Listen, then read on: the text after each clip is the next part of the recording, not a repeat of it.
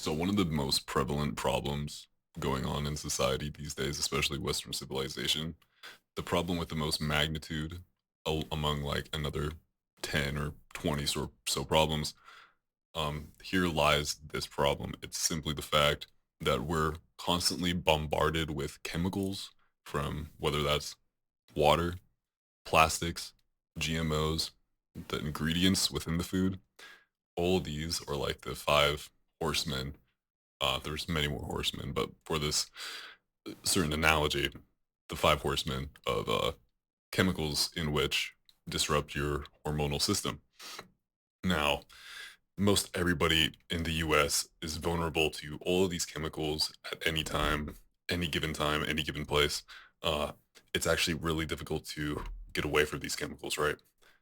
Since they are so prudent and dominant within society nowadays, it is actually having estrogenic effects throughout multiple people. I personally was one of them.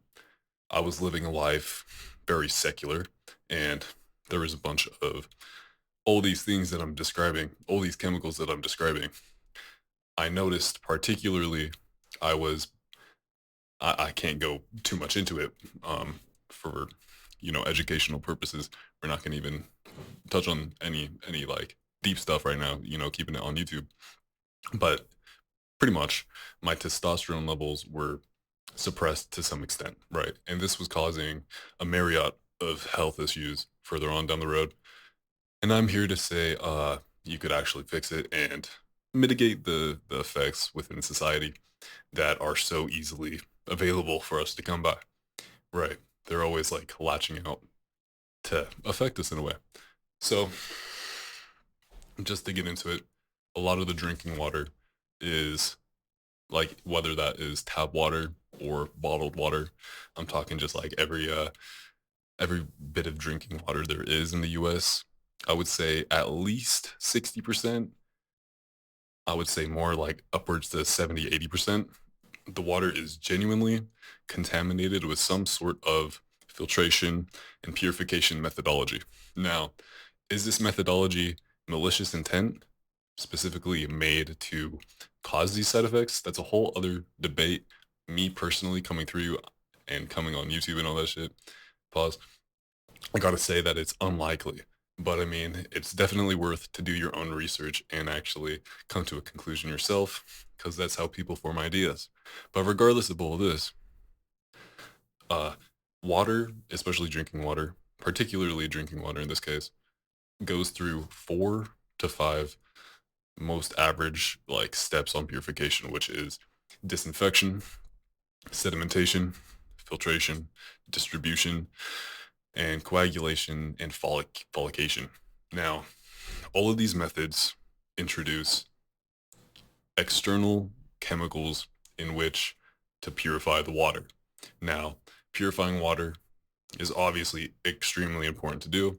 I'm not an advocate of drinking unpurified water unless it's from like a well or a stream from a glacier or something like that.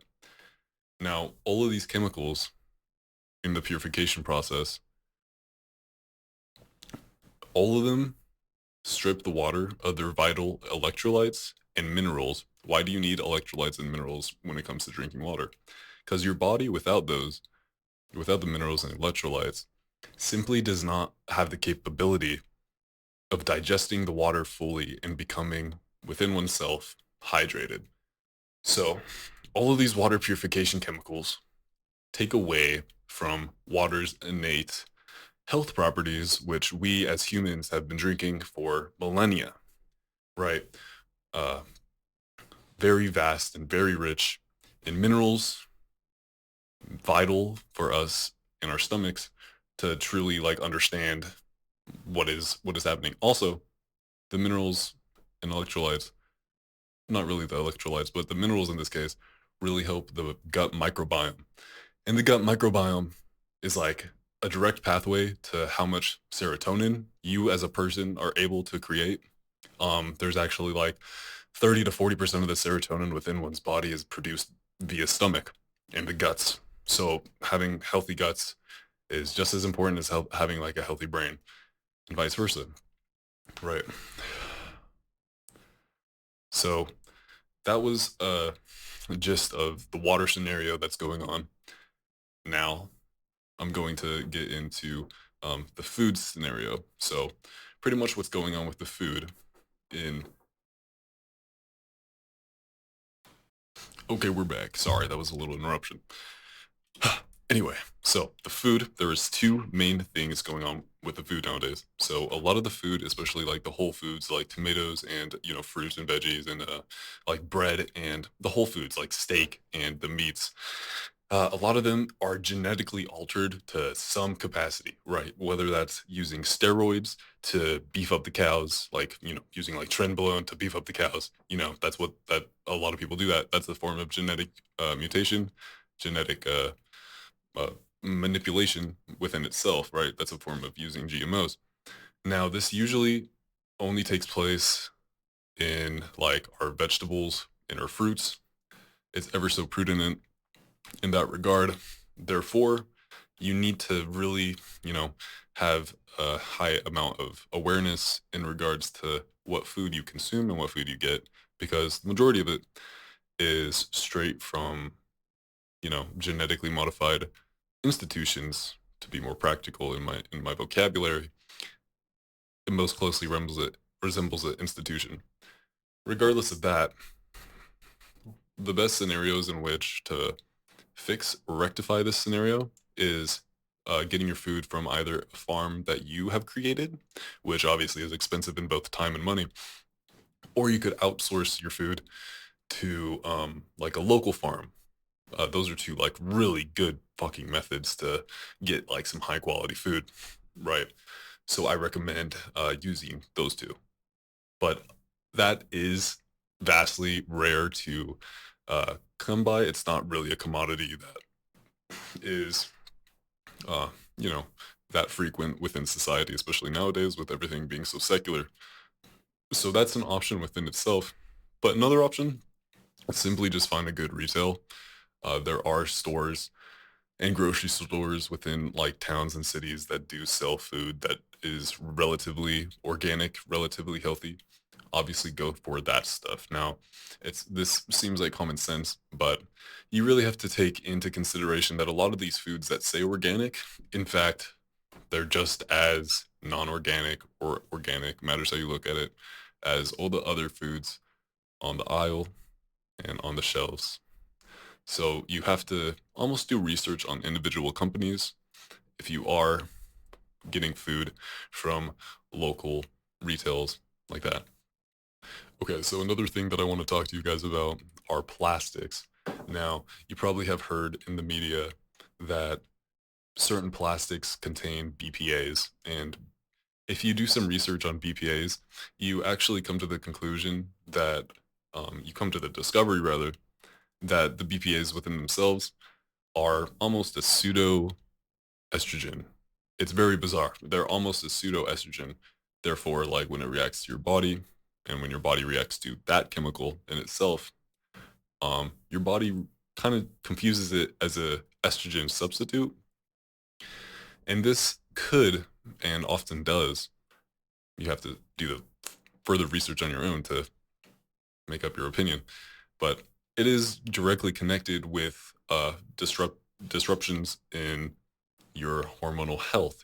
This could be a down regulation in testosterone, an upregulation in estrogen, an regulation in prolactin, um, and all these hormones affect multiple different hormones. Say growth hormone, for example. There are a few others, but practically all of these form the amount of energy and almost consciousness in a way that a being has. Um, though that may not be completely accurate to say the term consciousness, because you could be very conscious and also very unhealthy. It's true, but you're not fully open. Like it's definitely more difficult to reach a level of high consciousness when you're an unhealthy person, 100%. But there are always outliers and exceptions to this rule, obviously. So what these plastics do, and they're pretty much on everything. Every single plastic that you touch practically has some form of phthalate within them that contains a chemical rather close, if not exactly, a BPA. BPAs contribute to the influx in hormonal attributes, which is usually very unnatural. In this case, in the 21st century, in modern secular society, one could argue it's actually natural, but at the end of the day, we do live in a secular society, so a lot of this stuff is unnatural inherently. So it's not really a part of a natural evolutionary process. So therefore, we should probably be at least conscious and aware of the fact that a lot of the things you do touch and a lot of the things that your food is wrapped in and encased in is in fact estrogenic in nature. Do with that information at your own discretion, at your own will. Do what you will with that information. Me personally, what I've done is I've tried to stay away from all that stuff. I've been proactive about directly boosting my testosterone levels and balancing out my hormonal levels to hormonal levels that I see most optimal within a person, at least myself. It's an ongoing experiment, rather. You know, it's always a process to further come to greater health, you know. It's always a process. Yeah, shit. Under 15 minutes this video. That's really nice. I actually am pretty surprised that I went through all that material. I have a I have a bunch more like particulars and not particulars, but like specifics about this video and the content in which I was describing. I will probably actually, it's inevitable that I do get into more information about this in the future because, like I said, I do have much more information about like all these the specificities of this scenario of all these toxins that are in fact getting to us and making us inherently more unhealthy than we would be otherwise without the chemical. Right. So yeah, I hope that you personally have found something beneficial from this video. And I will keep these coming, you know. I will keep these coming. I enjoy making these. I hope you enjoyed watching them. I hope it was slightly beneficial. If you got annoyed during this video, if you hated this video, that's cool too, bro. Glad you watched it. I'll fucking see you later, guys.